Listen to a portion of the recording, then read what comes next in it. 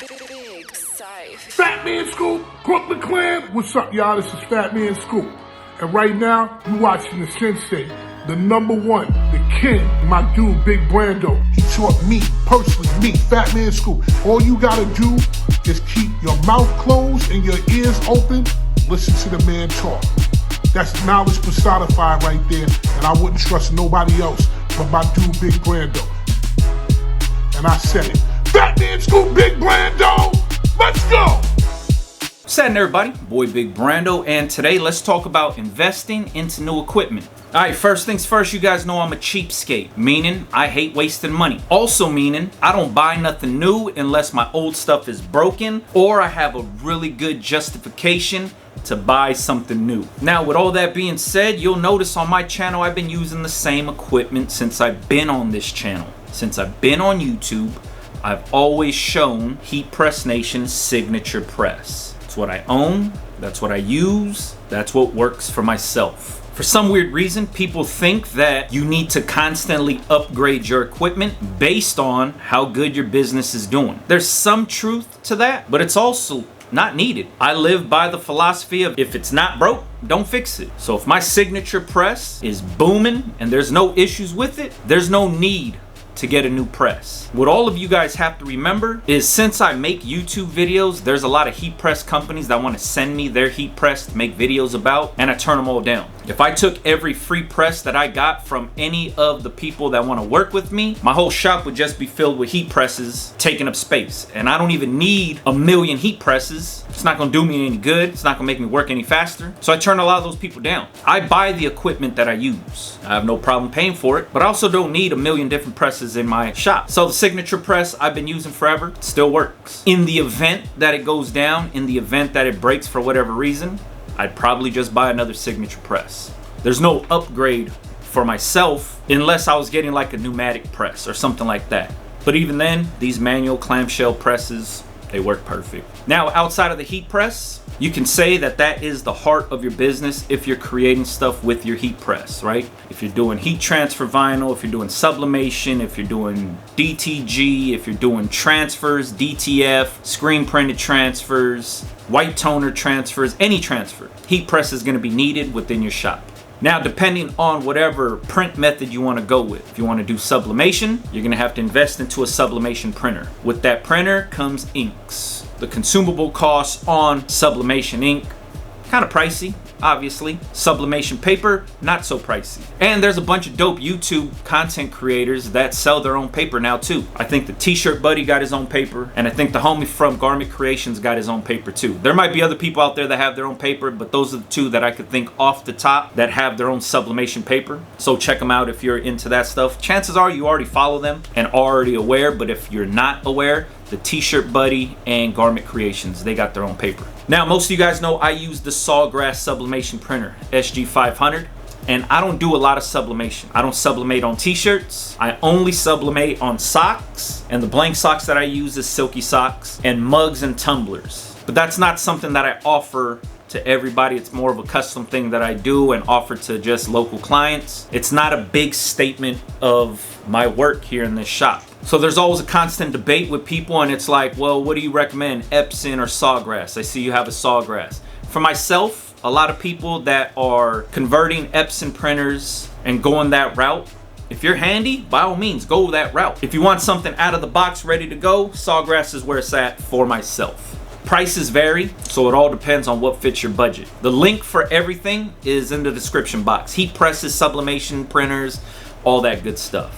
Same thing goes for vinyl cutters. Vinyl cutters is the same exact thing. They come in different sizes, a lot of different brands. Whatever fits your budget is gonna be best for you. When you get into the technical stuff on different types of motors and blades and all that stuff and cut speeds, you're gonna have to dive into the details yourself on that stuff. I don't buy based on that kind of stuff. I buy out of convenience. I still use the Cameo cutter, which is considered a hobbyist or craft cutter. But one of the main reasons I have this is it takes up a little bit of space on a tabletop. not a lot of space. I don't need a stand for it. Just put it on the table, start cutting. And also, if I ever run into any issues, or if I need help doing something, or I need to learn how to do something, there's a million videos on YouTube outside of my own videos that help you to use the Cameo cutter and the Cricut cutter.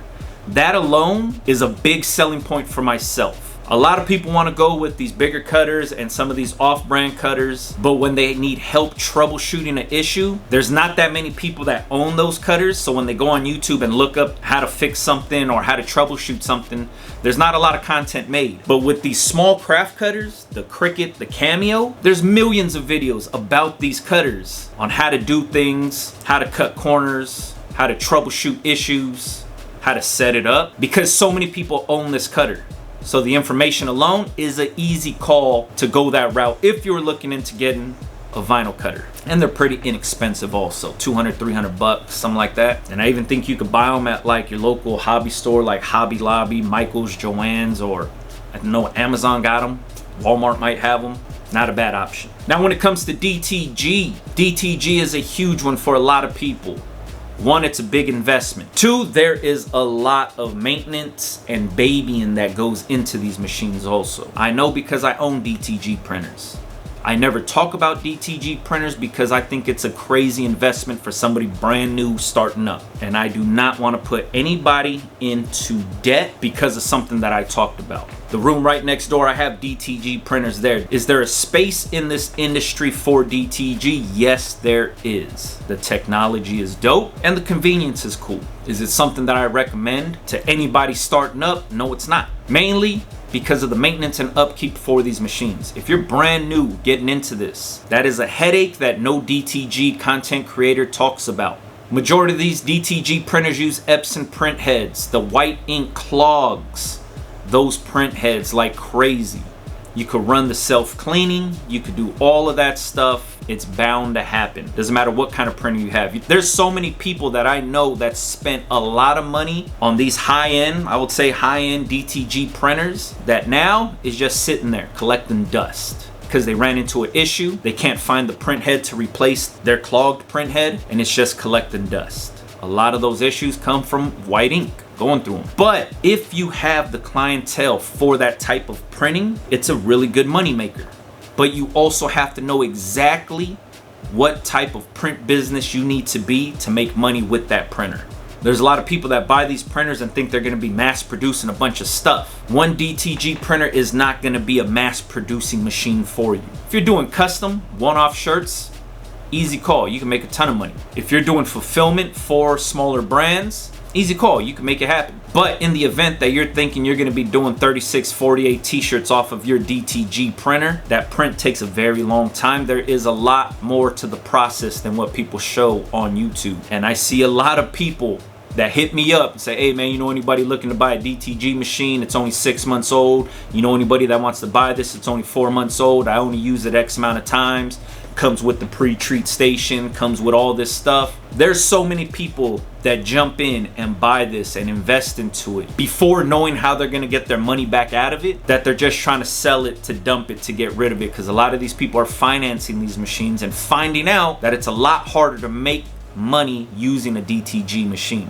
You need to know how you're gonna make your money back first before you invest into that stuff. So like I said, I never recommend it to anybody. Is there a space for it in this industry? Yes, there is. Is there ways to make money with it? Yes, there is. But you as the business owner need to know and come to grips with your own reality on, is it worth investing into? And the reason I say that is because nowadays you have DTF transfers, digital transfers, and a lot more different ways to print multicolor onto a t-shirt, that there are other cheaper options out there. For example, you could order Supacolor Transfers, press those onto t-shirts. There's a bunch of guys out there that own DTF printers now, so you could order DTF transfers and print those on there. Remember, you do not have to be the factory. You could be a production house, but you do not have to be the factory, meaning you don't have to buy the printers to print the transfers to press them on. You can buy transfers from other people to press on. You don't need to own the printer. I get people get caught up in that, I gotta cut the middleman out.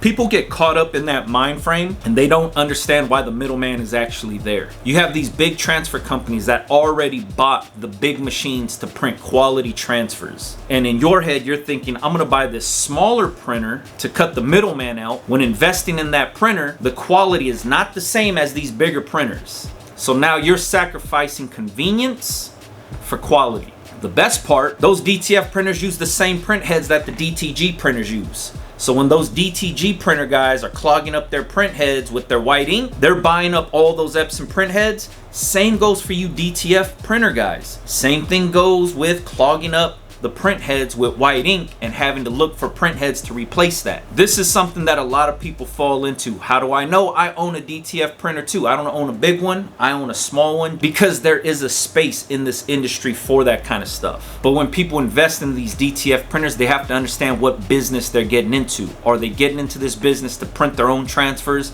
to sell onto t-shirts, or are they getting into this business to sell transfers? Understanding that part before you invest into the equipment is crucial.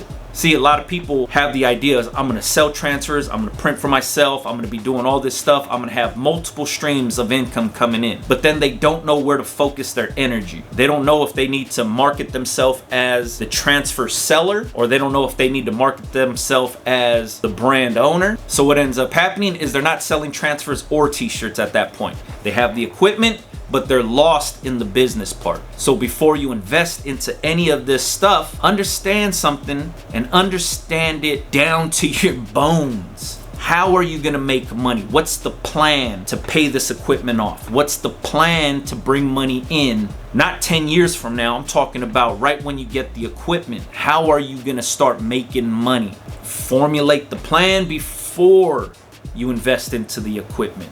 So when it comes to DTF, DTG, any kind of print method you want to go with, screen printing, it could be whatever. Understanding what you want to do and how you're going to make money is going to be key, because there's other options out there, right? You could invest into a $10,000, $15,000 DTG machine, or you could just order transfers from Supacolor or somebody that does DTF and get really, really good, crispy, clean prints without investing into the factory. You know what I mean? Now, outside of that, let's talk embroidery machines. Embroidery is such a hot topic right now because there's so many companies that are doing single head, double head, triple head machines, and there's no other options out there when it comes to embroidery. It's either an embroidered patch or actually physically embroidering onto the garment, hat, shirt, whatever it is. Before you invest into any embroidery machine from any company, it doesn't matter who you go through, understand how you're gonna make the money if you invest into that machine. These machines can go from $8,000 to $20,000 to $30,000, $50,000, depending on the size of machine. A lot of times people let the price tag scare them. Same with DTG. A lot of times people hear the price tag of $10,000. They're like, oh, I don't know about that. But like I said, if you have a plan put in place, if you know how you're gonna make your money, stick to the plan to pay the machine off. But formulate the plan first, right? You structure your business first before you go out and buy all this stuff and then try to figure it out once it's in your hands. It's no different for embroidery machines. When you get that embroidery machine and you focus in on the one you want to go with, what type of production are you going to do? Are you getting this embroidery machine for yourself? Are you getting this embroidery machine for production, meaning stitching for other people? Do you want to do both? What's the learning curve like? How much embroidery work are you taking in already? Are you outsourcing a lot of embroidery work currently? These are the questions that I asked myself when I was looking into embroidery machine. I was already outsourcing embroidery 100% of the time. I was just middlemaning the thing for a lot of people. Clients that came to me and said, hey, I want to get these hats done. Easy call. I knew where I was going to go. I knew how much money I could make off top. But then when I sat down and figured out how much I was outsourcing monthly versus what I could be doing in-house, I knew I was leaving so much money on the table. But the price tag on the machines always freaked me out. If the price tag is 15 grand, I'm thinking like 15 grand out of pocket, that's crazy. But the cool thing is a lot of these embroidery machines will let you finance the machine. Then you're thinking like, man, I don't want to be paying somebody off. I don't want to be in debt, blah, blah, blah. Once you structure your business and figure out how you're going to be making the money and how much money you're already making now with the embroidery work that you have coming in that you outsource, you notice that that payment is nothing to you no more. Because that payment, one job that you're taking in that you're middlemaning is gonna pay for that monthly payment, if not even more. For so long, I let the price tag of an embroidery machine scare me away from actually investing in one. But I'll tell you this, if I would have jumped in right away back then, I would have lost money. Waiting it out the way that I did to make sure that I was ready to take on the embroidery machine helped out, because now I knew how much money I could be making, where I was going to be making the money. I bought the embroidery machine to stitch my own hats, like the one currently that I'm wearing right now, so I could sell this for retail, stitch it myself, and come up. But also, I noticed that on small runs, I could be making X amount of dollars on each run, and it only takes me 3 to 4 minutes to make one hat. I'm leaving so much money on the table. So understanding that is how I decided to invest into an embroidery machine. And like I said, you could get embroidery machines for like $8,000 up to $20,000, depending on size and all that good stuff. But if you use that as a range for where you feel comfortable, before you invest into anything, make sure you have the business structure put in place on how you're going to get that money back, how you're going to pay that machine off. When I did the numbers in my own head, I figured the machine would be paid off in 2 years. When I was just doing the rough numbers of how much I'm outsourcing, how much I'm going to be making, I came up with a 2-year time span to pay my machine off. My machine was paid off in less than a year because of how much work I had coming in and how good my margins were. So before you decide to invest into any equipment, heat press, DTG, embroidery machine, vinyl cutter, we covered almost everything in here. The main thing I want you to understand is your business structure matters most. What do you plan on selling? How do you plan on making money? What can you get started with right away to pay off all that equipment? If you bought a heat press for $500, how are you gonna recoup that $500? What's the plan? Not just what your thought is, I'm talking about what's the actual plan. That's what you need to ask yourself. If you wanted to do research on any of the equipment that I use personally, the links are in the description box. Those links don't mean you're gonna be buying something. Those links are there so you could do your own research and get a little bit more information on the stuff that I use. Outside of watching the videos, read up on some of this stuff. Contact these companies and ask them questions for yourself before you invest into anything. All the links are down below for you. Alright, if you got any questions on this long ass video, make sure you leave it in the comments. Follow me on Instagram, Big Brando TV. Catch you guys on the next one, man. Yeah.